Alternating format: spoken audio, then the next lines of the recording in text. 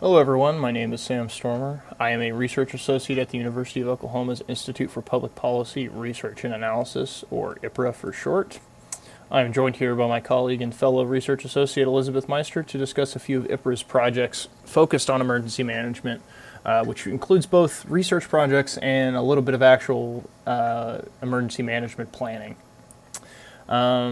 Just to give you a little quick rundown on IPRA. So IPRA is an interdisciplinary institute that focuses at the intersection of science and policy in a myriad of areas, including engineering, weather, nuclear energy, and emergency management. So I will go ahead and go into one of our emergency management related projects, and Elizabeth will touch on a couple others. But the project I'm going to talk about the most, the Extreme Weather and Emergency Management Survey, has been one of our longest running emergency management related projects that I've been with since its inception. So a while back, roughly 5-6 years ago, we were approached with an opportunity from the National Weather Service to help them better understand how partners, namely emergency managers, are using forecast information, i.e. what information is most important for what hazards, what do they do with the forecast information after they receive it, do they send it to other people, do they keep it themselves, These sorts of questions were kind of the driving force behind the Extreme Weather and Emergency Management Survey. And so I'm happy to go in more detail on the sort of initial processes that we went through to establish the panel. But long story short, this is a panel of roughly 1,000 emergency managers. You can see the map there of kind of where they're dispersed around the country. But it's roughly 1,000 emergency managers who agreed to be part of this panel survey, which means that we will survey the same group multiple times or over time. These surveys take roughly 10 to 20 minutes to complete, and they focus on a variety of sort of EM and weather-related topics. The first survey was our enrollment survey, so that's essentially them both kind of enrolling to be part of the future surveys and also give us a little bit of demographic info. I won't go through all of them, but you can kind of see the breakdown of the 8 waves, which sort of areas we focused on with each wave, up in the top left here of our poster.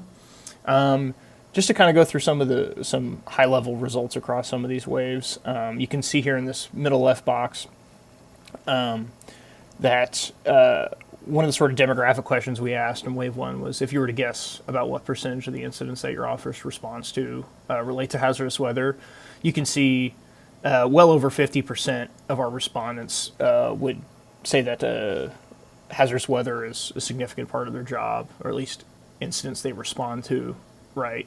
And then another sort of high-level finding that's kind of interesting is actually from wave, where they're coupled together, it's wave 2 and wave 7, so that would be our severe weather and our wildfire surveys, respectively. But one of the cool things about a longitudinal survey is it allows us to ask the same sorts of questions in different contexts, in this case for different hazards. But we asked participants to rank each type of forecast information from most to least important. And you can see here that despite them being very different hazards, for both severe weather forecasts and fire weather forecasts, that EMs think timing and location is some of the most important information that they can receive. And another thing I'll note is that all the data for these is publicly available. And another thing we do in this sort of information preferences realm is to look at these, ask the same question but across different timelines, days out from an event, day before an event, during an event, these sorts of things. And, the sort of longitudinal panel format of our surveys allows us to ask these questions about different hazards and see how different information preferences appear over different timelines.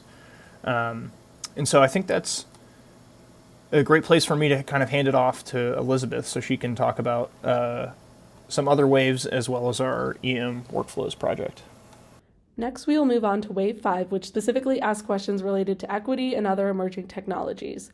This wave was written in collaboration with researchers at UCF and John Jay College of Criminal Justice.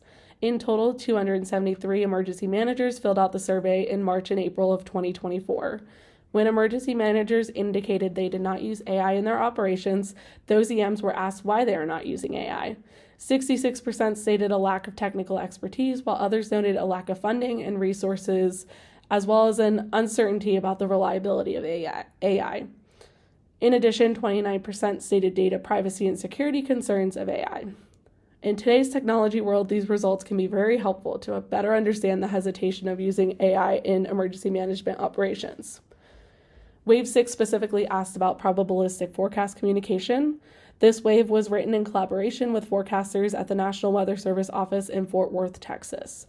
In total, 232 emergency managers filled out the survey in July and August of 2024. When asked if EMs use probabilistic forecast information, over 90% of EMs either stated they probably or definitely use probabilistic forecast information. This shows that probabilistic forecast information provided from the National Weather Service would be helpful in operations, and EMs are currently looking for and using that information. Now we will walk through Wave 8 of the EM survey, which is part of a larger project relating to EM workflows. These data complement qualitative interview data with emergency managers across the United States in 6 hazard-specific areas. If you would like to know more about the qualitative process, please feel free to reach out or ask us any questions. But for now, I will be focusing on the quantitative survey results within Wave 8. EMs were initially asked to rank their top hazards that affect their jurisdiction, and then were asked specific questions related to their workflow for that hazard throughout the rest of the survey. In total, 246 EMs responded to this wave of the survey, and responses were again broken up by hazard. First, we wanted to see if EM information sources varied by hazard. Specifically, National Weather Service sources, that is, the local weather forecast offices and national centers, were listed as options. Here you can see overall EMs rely extensively on local NWS offices, with some variations in national centers by hazard. For tropical, emergency managers rely very much on the National Hurricane Center.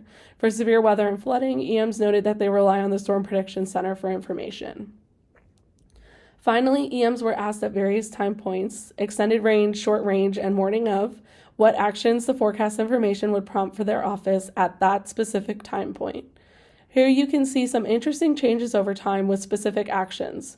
For example, for tropical, many EMs noted that they would consider staffing and holding briefings earlier than most other hazards, as this hazard requires more advanced planning and procedures to be in place.